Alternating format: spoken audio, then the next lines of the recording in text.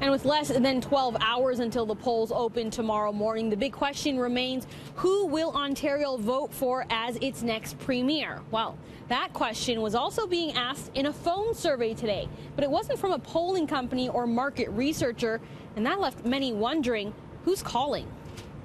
And you said you were calling from where? This is Susan Thompson calling for Ontario Proud. And you're trying to find out about who I'm voting for.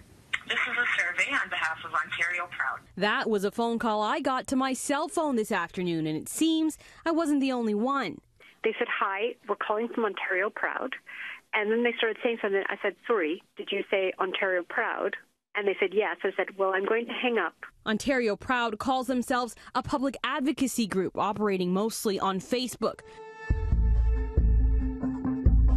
The group's main focus seems to be bringing down the Liberals, and lately that means taking aim at the NDP and promoting the Progressive Conservatives. We have 100,000 email subscribers, and we know all their postal codes. So during the election, during the get out the votes aspect of it, we're going to be able to tell them where to go to the polls.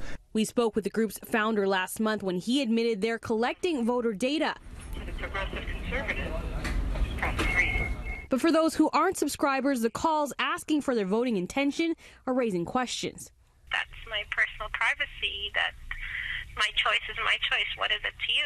And it's like, how did I get this is my cell number. So how are you getting people's phone numbers? We use an outside vendor who gets the information publicly available, and then they have a process to reach out to people.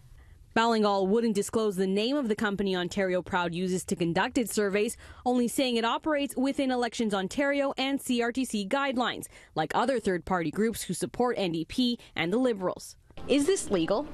As far as I know, it is legal. Our political information is pretty sacred, but we're also pretty easy to give it away. John Wright has been a pollster for 28 years with a number of different companies and says you can usually count on your information being protected if it's going to one of the 22 companies that are part of the Market Research and Intelligence Association. They're under very strict rules on what they can do with that information. They can't sell it, they can't do anything with it, whereas these other companies can. Outside of that, he says be cautious and ask questions, like I did during my survey from Ontario Proud.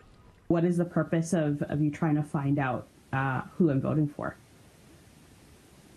Okay, no problem. Thank you for your time. Goodbye. It prompted the call to end, so I asked Ballingall, what are you doing with the information you collect?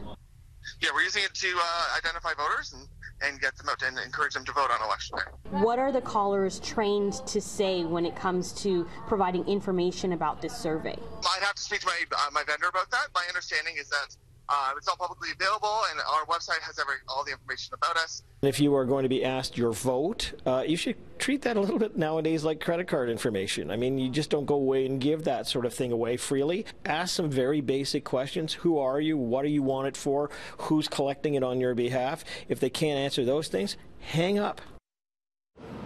And while the group seems to be supporting the Progressive Conservatives, Ballingall tells CityNews they aren't officially connected to the party. That would be against election rules.